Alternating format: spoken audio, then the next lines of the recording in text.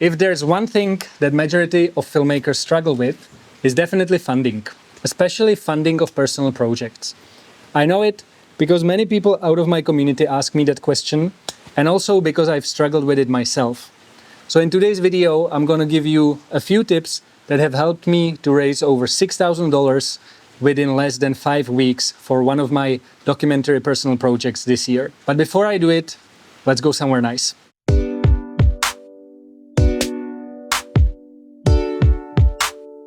I don't think I need to explain to you how important it is to work on personal projects for our careers, for our creativity, and also for our sanity. We all know that, and we all feel that when we're not able to work on stuff that we enjoy and tell the stories that are important to us. And by the way, we are here at this local market because we're looking for a nice spot to film. And as we were driving by, I thought that we're gonna stop and have some snacks. So having some local snacks here, and you know, this is something that I really want to bring into my videos, whether tutorials or field vlogs. I want to be able to show you the place, the culture, and the people where I live, rather than just sitting inside an office and talking to the camera in a nice setup. I think it's much more interesting to be outside in the real world and experiencing stuff. Found a nice spot, so let's just jump straight into the tips.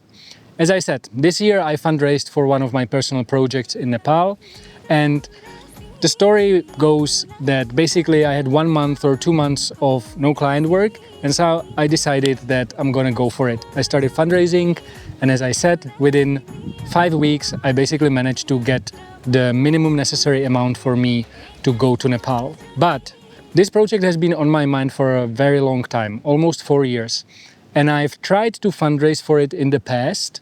And so let me first talk about the mistakes that I made while trying to fundraise in the past. So mistake number one was that I was too ambitious. From the beginning, I started thinking about the project as if it was a real production. And so I started counting the costs. And basically the budgets that I got was around $30,000, $35,000.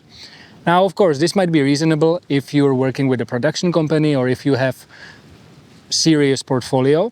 But for me, going to companies asking for $35,000 to support a personal project just didn't work. The reason was I didn't have a story. Secondly, I didn't have a similar piece of what I want to achieve in my portfolio. And I've never done something like this before.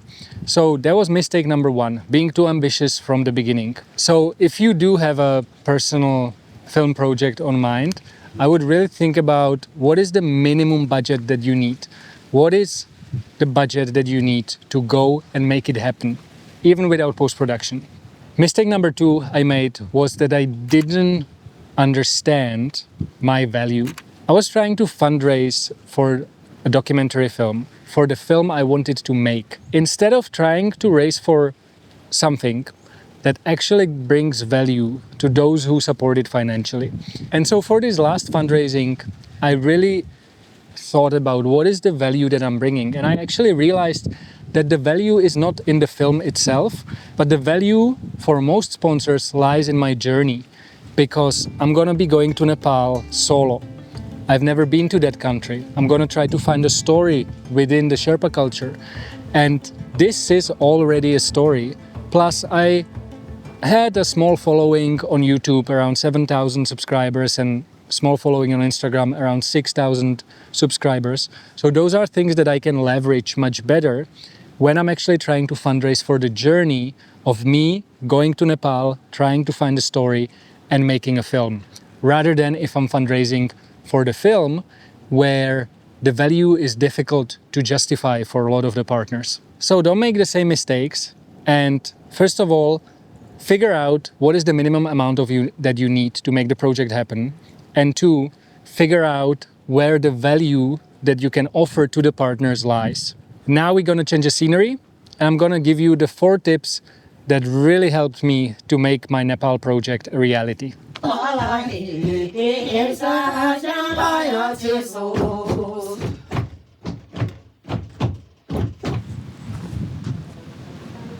Yeah, okay, I think this could work. So the first step to successfully pitching your project, in my opinion, is analysis. You kind of want to take a piece of paper and a pen and just write down all of the different angles that you think that you can offer, all of the different aspects of the film that might be interesting for the partner.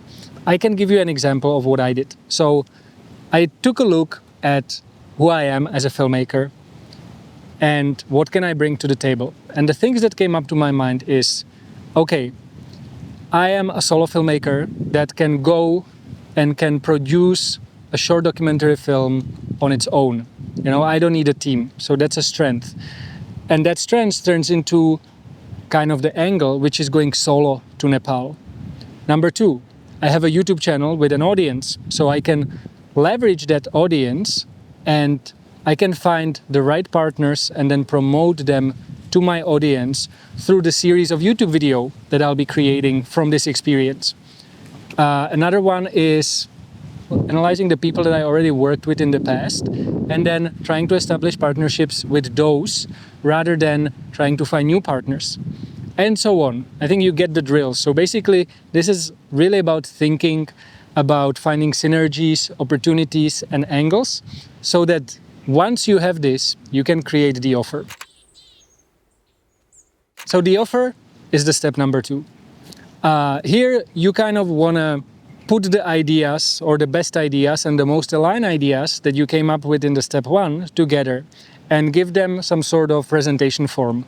So what I did was I've created a pitch deck, and I think there's a YouTube video on my channel where I go through the whole pitch deck, but you can also check the link in the description below and you can purchase the template that I use to pitch my film and the mission. But basically in your pitch deck, you kind of want to communicate, I would say, in as little sentences and words as possible, what you're trying to achieve and what is it that you are bringing to the table? What is it that you're offering to the partners? And what I recommend you is really making custom tailored pitch decks for different types of partners. So for example, I made a pitch deck for camera brands. I also made a pitch deck for music platforms. I think I also made a pitch deck for the film itself, and so on and so forth. So kind of think about the angles that you can approach this from and maybe create a few different versions of the pitch deck. All you need to do is just change one or two slides within the main pitch deck, and that way, you will just be able to create tailor-made offer for the partners. And partners appreciate it. You know, they want to see that you've put the work in, that you've done some research, and it just increases your chances to jump on a call or get an email through.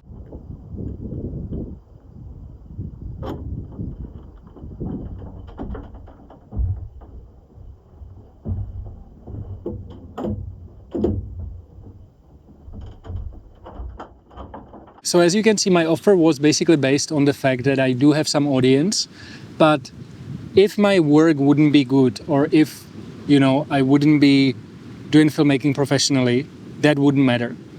However, I understand that some of you might not have an audience, and so you kind of have to think differently. You have to, good idea to film outside, but there's a lot of mosquitoes. But you yourself are the one who can find the interesting and unique angles. Maybe if you don't have an audience, instead of a series on your YouTube, you would be offering content and you would be delivering content to the partner that they can use in their marketing materials, and so on and so forth. So give it a thought. It took me a while to figure it out, but it is possible. Now, when we talk about partnerships, there's a lot of people online, and especially on YouTube, in the filmmaking space, who are, in my opinion, just, I'm not going to describe it as I would describe it, but basically, they are taking on any offer that comes their way. And so they're working with different types of brands that might be competitors, and it's completely fine if you're okay with it. But I'm someone who looks at my career, and I want to align and I want to associate myself with the brands that I really believe in and with the brands that I can imagine a long-term partnership. So I wouldn't be just pitching randomly different brands because they can give me money for a project, but I would always want to work with the brands that have same values like me, for example, Bright Tangerine, and brands that if I associate my name with that brand, I actually feel good about it. Compared to associating my name with a brand and then be like, 5 years in the future or 2 years in the future, being like, I wished I hadn't done that. So really think about partnerships and who you're associating yourself with. And I think you have to be more selective, but you also suddenly become a little more interesting for the brands because you really care about, who you work with. And so when it comes to partnerships, always try to bring value. Always try to talk to people and figure out what is it that they need, what is it that would really help them. And don't be afraid to do first few partnerships for free or in exchange for equipment. That's what I did with Bright Tangerine over a year ago. And then a few months ago, when I wanted to go to Nepal, they were the first ones actually who supported me financially. And so I've been able to build a really nice relationship with them. And I am now sort of an ambassador for the brand. So that's when it comes to partnerships. Be selective, think about the brands that you really want to work with and try to get those brands support the project. All right, guys, we have finished the morning shoots and I'm really happy with how it went. We got the yak herders leaving the village and then one more character, which is super beautiful. The location and the natural light was incredible. So I'm really happy we started filming and started, getting some stuff done. I've also decided on the angle for the film.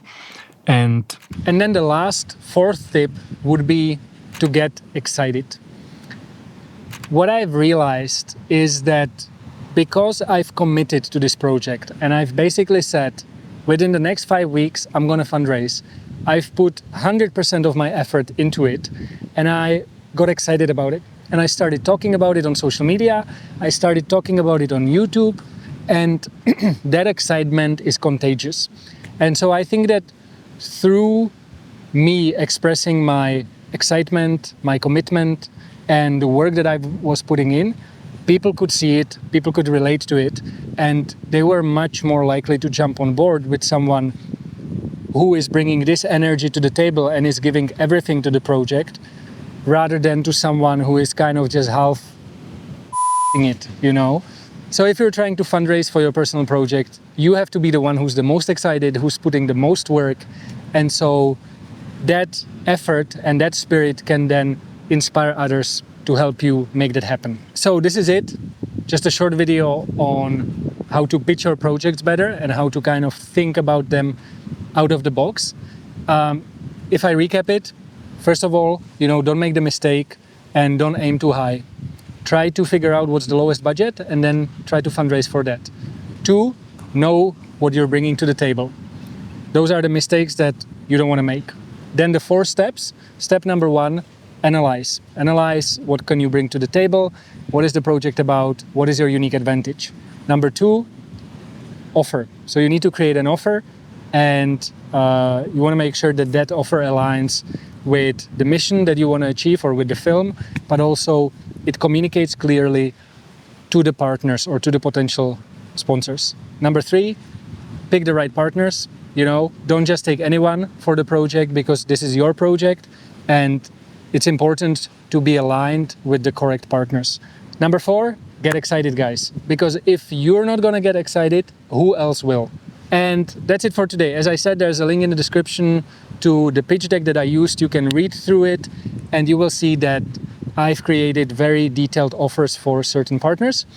And then there's also a link to a free WhatsApp group for filmmakers who love documentary and adventure. So check that out and I'll see you in the community. If not, I'll see you in the next video. Peace.